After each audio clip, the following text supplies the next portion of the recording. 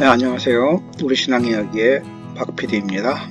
오늘은 천자문 읽기 32번째 시간, 세상에서 가장 무거운 죄라는 내용으로 함께 읽어보도록 하겠습니다. 효당 간력 충즉 진명, 효도효 마땅할 당 다할 갈 힘력, 충성충 곧즉 다할 진 목숨명. 효도는 마땅히 온 힘을 다하고 충성은 곧 목숨을 다한다. 효도는 마땅히 온 힘을 다한다 함은 다른 일을 먼저 하지 않으며, 충성은 곧 목숨을 다한다 함은 나라의 목숨이 개인의 목숨보다 중함을 말한 것입니다. 효라는 글자는 늙을 노와 아들 자가 합쳐진 회의자입니다. 아들이 노인을 업고 있음을 나타내니 자식이 부모를 업어 봉양하고 섬기는 것을 뜻합니다. 당은 마땅히로 옮겨지고 갈은 다하다의 뜻이니 뒤에 나오는 진과 의미상 같은 말입니다. 역은 힘이며 그 자체로 힘을 다하다의 뜻입니다. 따라서 효당 간력은 효는 마땅히 온 힘을 다한다는 말입니다. 충이라는 글자는 가운데 중과 마음심이 합쳐진 것입니다. 마음의 가운데에 품어야 하는 핵심 감정이고 가운데 있는 마음까지 다 바치는 것이 충이라는 의미를 내포하고 있습니다. 즉은 법칙 측으로도 읽는데 여기서는 곧즉으로 쓰였습니다. 진은 모든 것을 남김없이 다한다는 말이요, 그 자체로 목숨을 끊는다는 말입니다. 명은 목숨이요 명령인데 여기서는 목숨의 의미입니다. 그러므로 충즉진명은 충성을 하면은 곧 목숨을 다한다는 말입니다.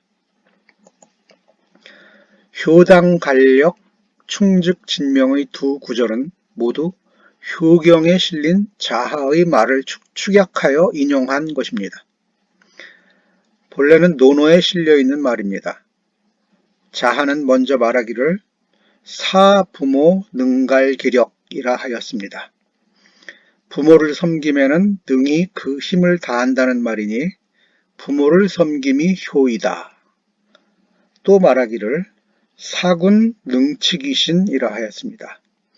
치는 끝까지 다한다는 말이니 진과 같고, 이는 임금을 섬기면은 능히 몸을 끝까지 다한다는 말이며 사군이 곧 충입니다.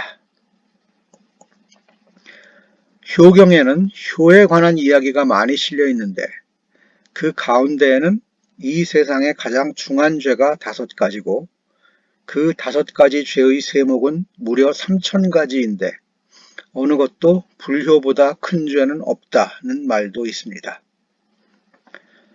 반면 충성을 다하기 위해 목숨까지 버린 사람들의 이야기는 전쟁사에 많이 등장합니다. 이순신 장군이나 안중근 장군이 그랬습니다. 안중근 장군의 거사는 개인적 레지스탕스의 일환이 아니라 일제와 우리 민족 사이의 전쟁에서 벌어진 하나의 전투였습니다. 안중근은 당당히 위국헌신 군인본분이라고 적었습니다.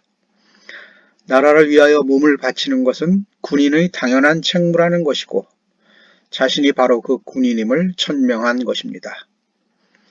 또 멀리는 중국의 초나라 항우와 한나라 유방이 싸울 때 주군인 유방을 위하여 목숨을 버린 기신의 이야기가 있습니다. 유방의 군대가 항우의 군대에게 완전히 포위되어 옴짝달싹 못하게 되었을 때의 일입니다. 유방과 그의 군대는 몰살의 지경에 다다르고 있었습니다. 이에 다급해진 유방의 장수 기신이 묘책을 냈습니다. 왕인 유방의 수레를 거짓으로 꾸미고 자기 또한 왕처럼 변장한 뒤에 수레를 몰고 항우의 진중으로 들어가며 거짓 항복을 했던 것입니다. 유방이 항복을 하기 위해 오고 있는 것을 본 항우는 신이 나서 군사를 물렸고 유방은 그 틈에 수하들을 이끌고 포위망을 빠져나가 겨우 목숨을 구했습니다.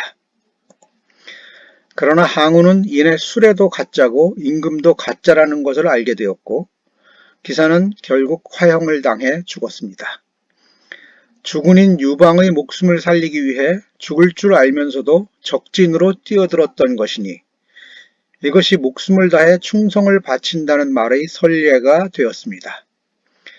유방은 이렇게 목숨을 바친 신하들 덕분에 혼란을 수습하고 끝내는 한나라라는 제국을 세워 고조가 될 수 있었습니다.